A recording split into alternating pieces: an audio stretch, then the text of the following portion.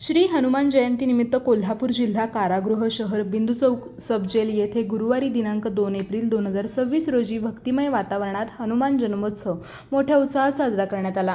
कार्यक्रमाची सुरुवात विधिवत पूजा आणि आरतीने करण्यात आली। पूजेनंतर उपस्थित मान्यवर आणि भाविकांना महाप्रसादाचे वाटप करण्यात आले। दुपारी 12 ते 3 या वेळेत स्नेहभोजनाचे आयोजन करण्यात आले होते।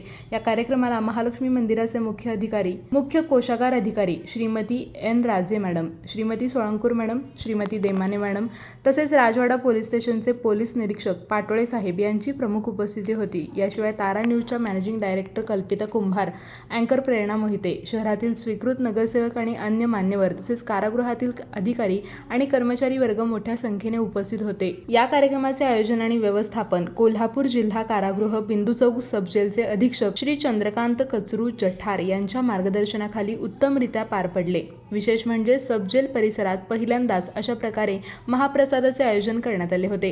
राजर्षी शाहू महाराजांच्या समतेच्या आणि सामाजिक ऐक्याच्या विचारांचा वारसा जपत कारागृह परिसरातील हनुमान मंदिर आणि दर्गा या दोन्ही धार्मिक स्थळांच्या उपस्थितीत हा उत्सव पारंपरिक पद्धतीने साजरा करण्यात आला। या माध्यमातून धार्मिक सौहार्द आणि एकात्मतेचा संदेश देण्याचा प्रयत्न करण्यात आला। अधीक्षक चंद्रकांत जठार यांनी या उपक्रमासाठी पुढाकार घेत विविध सामाजिक आणि सकारात्मक उपक्रम कारागृहात राबवण्याचा प्रयत्न केला असून या कार्यक्रमातून समाजात एक आदर्श निर्माण करण्याचा संदेश दिला आहे।